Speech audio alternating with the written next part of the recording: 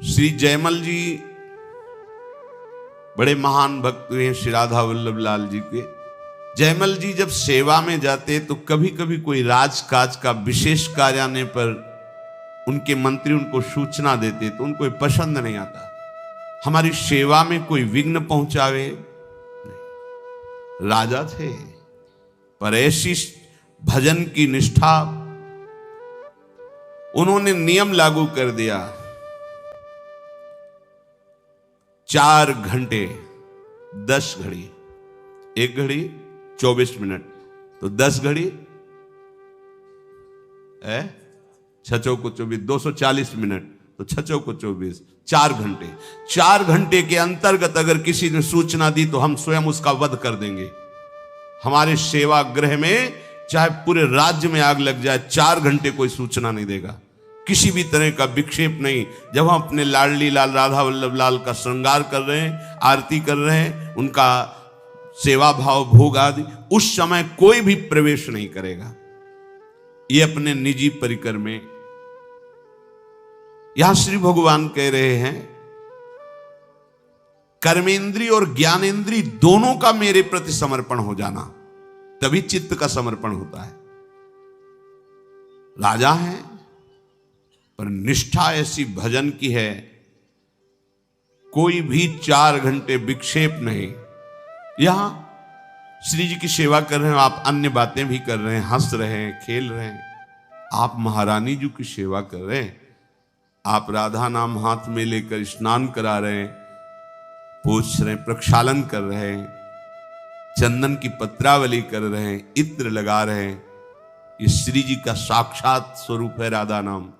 उस समय बहुत गंभीर एकाग्र, अगर कोई आपसे राधे श्याम बोले, श्री हरिवंश बोले, तो बिना उसको देखे बोल दो श्री हरिवंश, देखो अपनी सेवा की तरफ, पूर्ण एकाग्रता।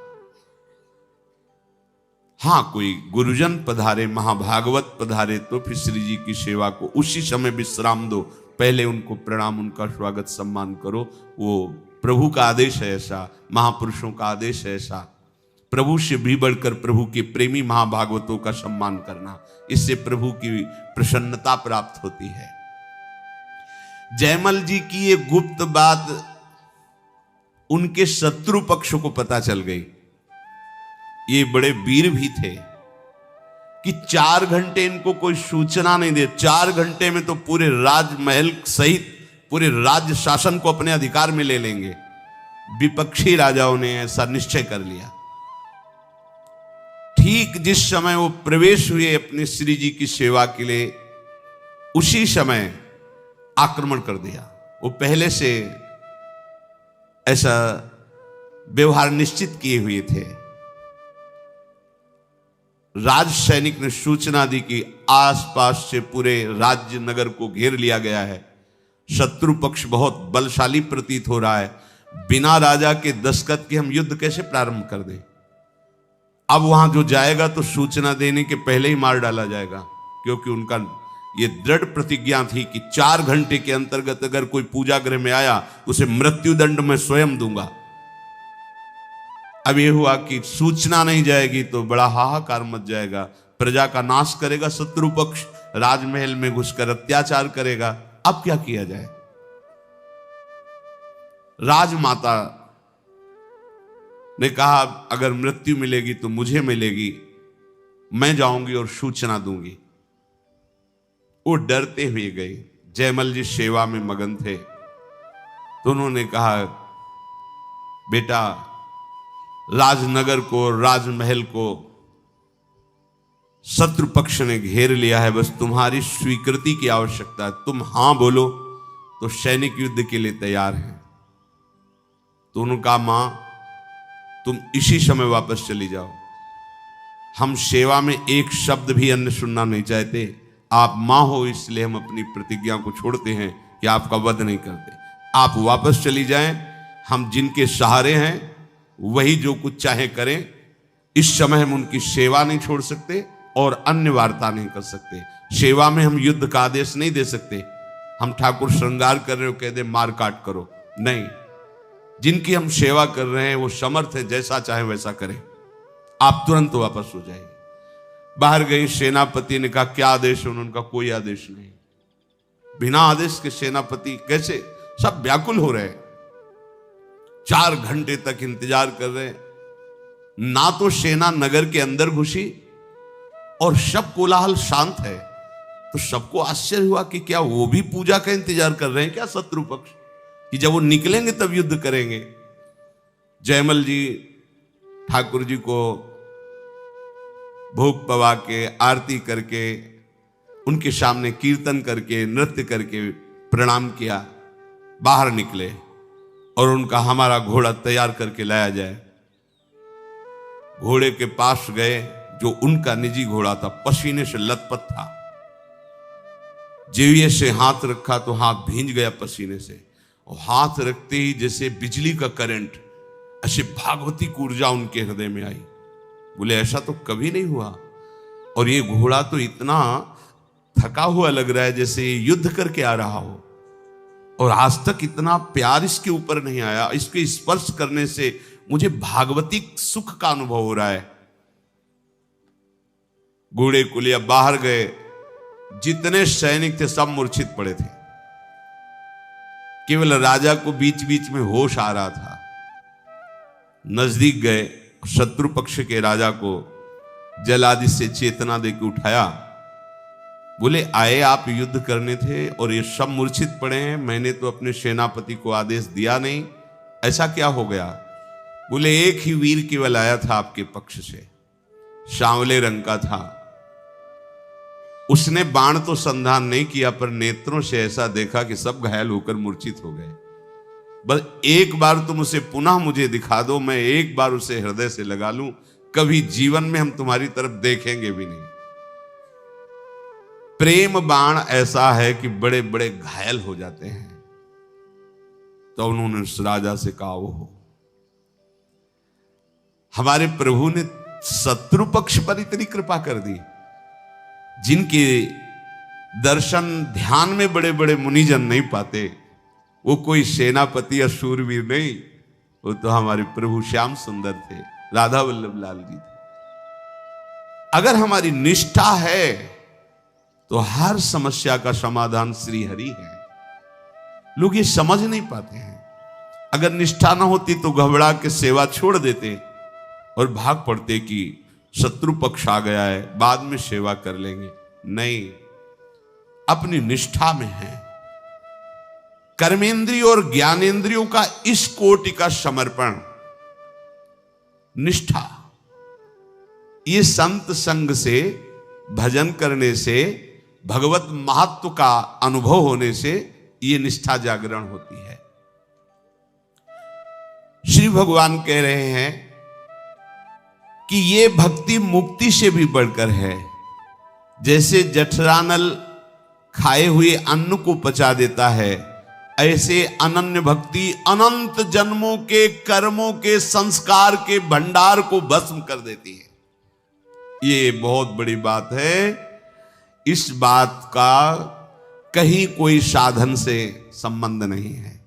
आप साधना करेंगे तो उसका फल मिलेगा, लेकिन भगवान का आश्रय लेकर अनन्य भक्ति करेंगे तो भक्ति, जैसे हम अन्न पचाते नहीं हैं, स्वयं पच जाता है।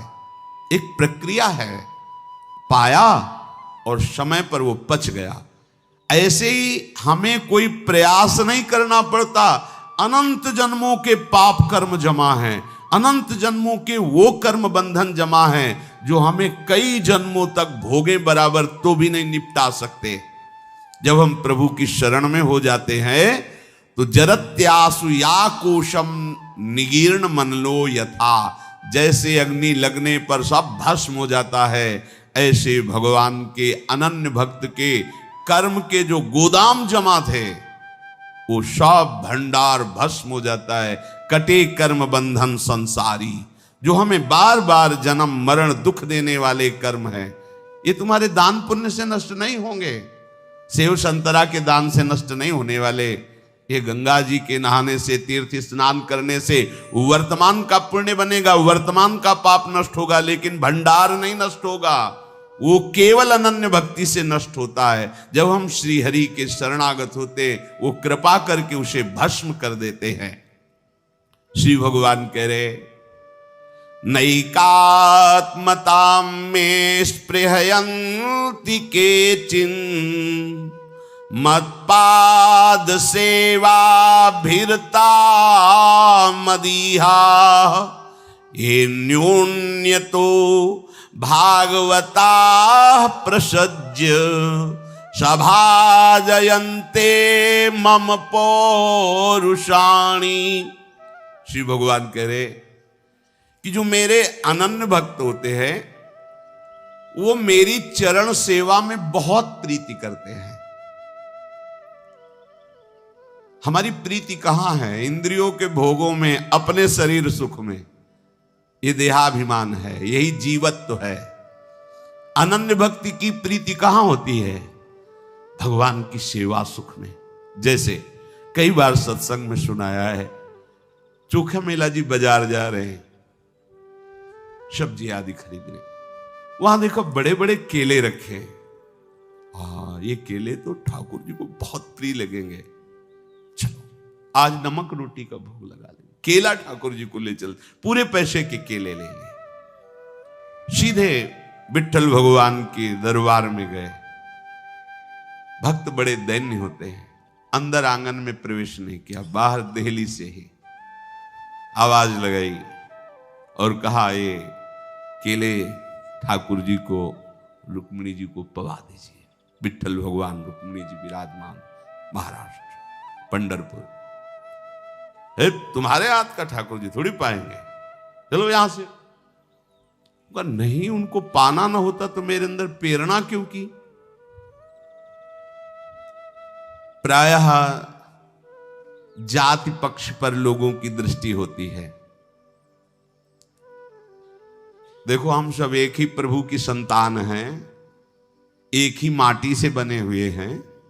ये पंचभूत एक ही पंचभूत है, ये चाहे जहां हो यही है, और एक ही आत्मा है। भैया भेद किस बात का है? विचार करो। गुण कर्म के अनुसार भेद की रचना की गई, तत्वता कोई भेद नहीं है। हम एक ही बाप के सब बच्चे हैं। हाँ, कोई शराबी है, कोई विद्वान है, कोई कर्म कांड करता है, कोई एकदम बेकार बैठा रहता है, पर हैं तो बच्चे उसी के ना। जब वो बोलेगा तो यही बोलेगा ना कि सब मम प्रिय सब मम उपजाए। बोल तो रहा है मेरा प्रभु। ये जो ऊंचाई निचाई की भावना लेकर ये बहुत गंदी बात है। अगर बड़ा भाई है तो छोटा भाई पैर छूता है, तो पैर छूना कोई बड़ाई की बात नहीं हो गई। वो छोटा है, तुम्हें सम्मान दे रहा है, बका है वो उसी पिता का, वैसे ही उसके रक्तमांस है, उतना ही अधिकार है। बड़ा गर्व करे कि मैं बड़ा, तो मूर्खता ही हुई। अगर छोटा इस बात का क्षोभ करे कि मुझे पैर छूना पड़ता है, तो उसकी मूर्खता है। बड़ा भाई है, झुक के पैर छू लिया तो क्या चला गया। ऐसे ही पूरी सृष्टि में हम एक घर जैसा बर्ताव करें। ये जो घृणा, ये जो हे भाव, ये कहीं नहीं वर्णन है। अपनी अपनी पद्धति के अनुसार अपने माता पिता को सुख पहुंचाना है। एक भाई किसानी करता है, एक भाई नौकरी करता है, एक भाई व्यापार करता है, लेकिन सब अपने माता पिता के सुख को सोचते हैं। ऐसे ही हमारे माता पिता प्रभु हैं। हम सब भाई भाई हैं, हम सब एक ही पिता के संतान हैं। ऐसा निकृष्ट भाव, किसी का अपमान कर देना जाति पक्ष को लेकर के या और नीच भाव लेकर, ये बिल्कुल अज्ञान है। ऐसा नहीं, किसी का अपमान अनादर करना ऐसा नहीं। स्वयं भगवान लीला करके बताते हैं। राजसू यज्ञ में सब ब्रह्म ऋषियों के बीच में ये निश्चित किया गया कि अग्र पूजा का अधिकारी कौन है। तो सबने कहा इसमें प्रश्न करने की क्या जरूरत है, जहां भगवान श्री कृष्ण विराजमान है वो अग्र पूजा किसकी हो सकती है। तो भगवान श्री कृष्ण की सबसे पहले पूजा प्रारंभ हुई, अग्र पूजा, और उन्हीं भगवान ने सब राजाओं के चरण धोए। ये देखो क्या करके दिखा। कहां कहां के राजा थे, अलग अलग प्रांतों के, अलग अलग, सबके चरण भगवान ने। अग्र पूजा किसकी हुई? भगवान की। सोचो, अगर तुम्हारी सभा में सबसे बढ़कर के पूजा हो तो तुम्हें हाथ जोड़ने में भी संकोच होने लगेगा, क्योंकि सबसे बड़े। लेकिन भगवान ने सब राजाओं के पैर धोए। इसका महत्व क्या है? इस लीला का महत्व क्या है? हाँ, उनकी भावना उनकी, पर आपकी भावना क्या होनी चाहिए? सबको प्यार देना, सबको सम्मान देना। ये जो समाज में कोलाहल वैर का बनता है ना, लड़ाई झगड़ा का बनता है ना, ये अज्ञान के कारण बनता है। चोखा मेला जी ने कहा, ये केले अगर इनको पाने नहीं थे तो हमें प्रेरणा क्यों की? इन्होंने तो हृदय में कहा कि ये केले मेरे को लाओ। अरे चल, बात बना रहा है, बड़ा भगत बनता है, हटाओ इसको। बाहर कर दिया गए, दरवाजा बंद करके घर का रोने लगे। प्रभु, मुझे पक्का विश्वास है आपने ही मेरे अंदर ये चाह पैदा की थी कि ये केले मेरे को लाओ, नहीं तो हम तो लेने कुछ और गए थे। आपने क्यों चाह की? अगर आपको ऐसा करना था तो चाह क्यों की? रो रहे। ठीक है, आज से हम भोजन नहीं पाएंगे, हम इस शरीर को त्याग देंगे, क्योंकि ये आपकी सेवा की योग्य नहीं है ना। वो कह रहे हैं ना कि तुम जाति पक्ष को लेकर तो इस शरीर को त्याग देते, फिर मुझे वो शरीर देना जिससे मैं आपकी सेवा कर लूं। जे भी ठाकुर जी को शयन कराया गया, इधर ठाकुर जी आके दरवाजा खटखटा रहे। चोखा मेला जी धीरे से बोले, दरवाजा खोलिए। ऐसे अमृतमय वचन कि वो पूछ ही नहीं पाए कि तुम कौन हो। दरवाजा खोला, देखा लाड़ीले ठाकुर। अरे प्रभु आप? हाँ, वो केले लाओ। वो बोलो क्या जाने, हमारा बड़ा मन था केला पाने का। वो उन लोगों के सामने हमने कहा नहीं, लाओ लाओ केला। घर में बैठ करके, गोद में बैठकर ठाकुर जी केले पाए। जब 2-4 केले रह गए तो बोले, सुनो, हमारे पीताम्बर में बांध दो, रुक्मिणी जी को पाएंगे वहां। बांध लिए, चले। रुक्मिणी जी को पवाया और छिलका पूरे आंगन में फेंक दिया। वो अंदर से दरवाजा बंद कर लिया। सुबह जब प्रातःकालीन बेला पर ठाकुर दर्शन के लिए हजारों महाराष्ट्र के भक्त एकत्रित हुए। बड़े दिव्य भूमि है महाराष्ट्र, एक से एक दिग्गज भगवत भक्ति के सदैव भगवत धाम को जाने वाले, एक से एक ज्ञान शिरोमणि, योग शिरोमणि महापुरुष प्रकट हुए। अब बाहर से खोला गया, अंदर से लाख है तो कैसे खुले? आश्चर्यचकित, अंदर दरवाजा कैसे बंद हो गया?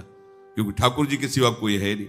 समझ गए कि ठाकुर जी ने बंद किया। प्रार्थना कर रहे, प्रभु खोलो दरवाजा। बहुत देर रोने धोने पर प्रभु ने कहा, दरवाजा जब खुलेगा जब चोखा मेला जी को तुम लोग, हमारे जो पार्षद हो, पालकी में बैठाल के लाओगे। और यहां चोखा मेला जी बोलेंगे कि हाँ, हम पालकी से उतर करके कह रहे हैं कि आप दरवाजा खोलो, तब खुलेगा। अब तो कोई प्रश्न ही नहीं। देखो भगवान कितना प्यार करते हैं अपने अनन्य भक्त को। कभी ऐसी कोई भूल ना हो जाए कि जाति पक्ष को लेकर, कर्म पक्ष को लेकर भक्त की अवहेलना कर दो। ऐसा करना महापाप है। इसमें फिर ठाकुर जी क्षमा नहीं करते। ध्यान रखना कि अरे ये तो अमुक जाति का साधु है, वैष्णव है, अरे ऐसा बोला तो तुम्हारे सारे शुभ कर्म नष्ट हो जाएंगे। साधु अवज्ञा तुरंत भवानी, कर कल्याण अखिल के हानि। ये तो भगवत पार्षद हैं, इसलिए कृपा करके उपाय बता दिया, नहीं तो राम रोष पावक सो जरई। ऐसा खिलवाड़ नहीं है भगवान की भक्ति। जो अपराध भक्त कर करई, राम रोष पावक सो जरई। चोखा मेला जी के पास गए पालकी लेकर के। कौन? जिन्होंने धक्के लगवा के बाहर किए थे। चोखा मेला जी पालकी। अरे बोले, हम तो नीच अधम आपके। बोले अब ये सब बंद करो, पालकी में बैठो। नहीं, हजारों लोग खड़े, ठाकुर जी अंदर से दरवाजा बंद किए, खोल ही नहीं रहे। नहीं नहीं, हम पालकी में क्या, हम तो दंडवती करते हुए आएंगे। प्रभु के चरणों के दर्शन तो सिर भर जाऊं, उचित मोरा सबते सेवक धर्म का। उचित तो यह है कि मैं सर के बल जाऊं, मेरे प्रभु का आदेश है। वो मानेंगे नहीं। चारों पार्षद जो छूने से इतराते थे, वो पकड़ करके पालकी में बैठा ले और जय विठ्ठल भगवान, केशव विठ्ठल विठ्ठल। उतर के बोले, हाँ प्रभु खोल दो, हम आ गए हैं। दरवाजा खुल गया। सामने देखा सब छिलके पड़े हैं। पूछा कि प्रभु छिलके? बोले हाँ, बहुत स्वादिष्ट थे, घर में जाके हम पाए आए और रुक्मिणी जी के यहाँ ले आए थे, वो पाए हैं, फिर फेंक दो छिलके, पोछा लगाओ। ये अनन्य भक्त भगवान को अतिशय प्यारा है, क्योंकि उसको भगवान की प्रीति का स्मरण रहता है। जो चीज देखेगा, जो वस्तु देखेगा, उसको ये प्रभु, जैसे श्री कृष्णदास जी, यद्यपि आचार्य चरण में और उनके बीच में थोड़ा सा मनमुटाव भी हो गया था, तो एक दिन टहले देखा कि एक दुकान में गरम गरम जलेबी बने। ये जलेबी अगर श्रीनाथ जी को तो बहुत प्यारी लगेगी। आंख मूंद ली, जलेबी, गरम गरम जलेबी थाल में, श्रीनाथ जी को मानसिक भोग। उधर जब श्री विठलनाथ जी ने पट खोले तो देखे श्रीनाथ जी गरम गरम जलेबी पा रहे हैं। कहा जय जय, अपने यहां बाजार का तो भोग लगता नहीं, तो जलेबी का भोग। वो कृष्णदास है ना वो मुदा, तो उन्होंने कहा कि कृष्णदास का तो हमने त्याग कर दिया है। तो उनका देखो, तुम आचार्य हो, तुम गुरु हो, तुम त्याग कर सकते हो, मेरा स्वभाव नहीं। एक बार जिसे मैंने स्वीकार कर लिया उसे मैं कभी त्यागता नहीं हूं। आप गुरु हो, दंड के लिए त्याग सकते हो, आप आचार्य हो, आप त्याग सकते हो, स्वीकार कर सकते हो, ये हो सकता है, पर मेरे स्वभाव में नहीं। एक बार जिसे पकड़ लिया उसे कभी छोड़ता नहीं। कृष्णदास भोग लगा रहे मानसिक जलेबी, वो भावना, हमारी एक एक वृत्ति प्रभु से जुड़ी होनी चाहिए। श्री आस्करन जी महाराज, ये अनन्य भक्ति भक्तों के आचरणों में दिखाई देती है। ये अनन्यता, ये अपने मन, बुद्धि, चित्त, अहम और तन, इंद्रियां सब प्रभु को अर्पित किए हुए हैं। यद्यपि ये राजा हैं, जैसे लोगों का भ्रम होता है कि भगवान का भजन तो केवल भिक्षुक बन करके ही किया जा सकता है, कि हाँ कपड़े लत्ते फटे और एक लौकी का कमंडल, वही, ऐसा नहीं है। बड़े बड़े चक्रवर्ती सम्राटों ने भक्ति की बाजी ऐसी जीत ली कि बड़े बड़े लंगोटी वाले उनके आगे झुक गए। ये नहीं सोचना चाहिए कि हम गृहस्थ हैं तो हम भगवान को कैसे प्राप्त कर सकते हैं। नहीं नहीं, आप केवल प्रभु के हो जाइए, क्योंकि प्रभु के हैं ही, और अपने मन वचन कर्म से उनको अपना स्वामी मान लीजिए। उनके जैसा प्यार करने वाला और कोई नहीं है।